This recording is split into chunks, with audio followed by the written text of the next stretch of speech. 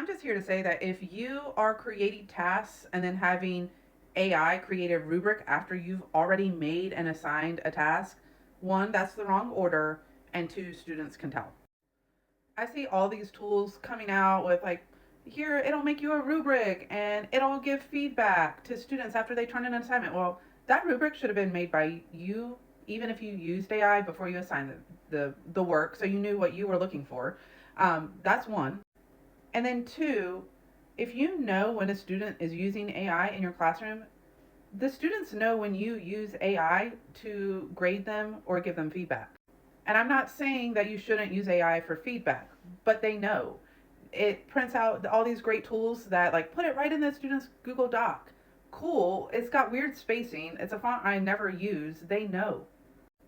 And then oftentimes they get like four sentences for each component of the rubric, and they're not going to look at all that. And even if they do look at all that feedback, they're not going to know which one to focus on unless you explicitly tell them which part of the rubric they need to spend their time on. It's not always the lowest score. If the lowest score is grammar and mechanics, maybe you don't want them spending the bulk of their time on the grammar and mechanics component in class.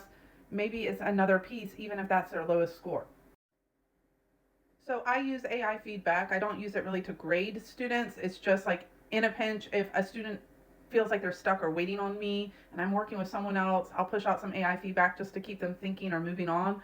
And that's only with some students.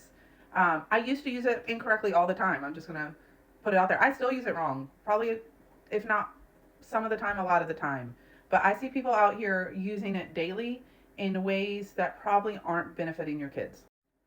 So if it's quick and easy, also ask yourself, is it moving students writing in the direction that you want? And if you've been using it since the beginning of school and you aren't seeing students writing improve, then you need a different tool or a different strategy. And I will always argue that a student's grade should not be based on AI feedback alone. Know the tools, know how to use the tools, know that these software platforms are telling us to use their tools and like showing us, woo, use this. It's great and it's quick and it's easy.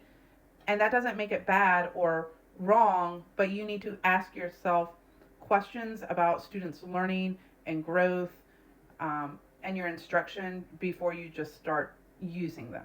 Use them, but with questioning and a little bit of skepticism or criticism when using them. So that's my not very concise, not very coherent take on day 5 of remote learning.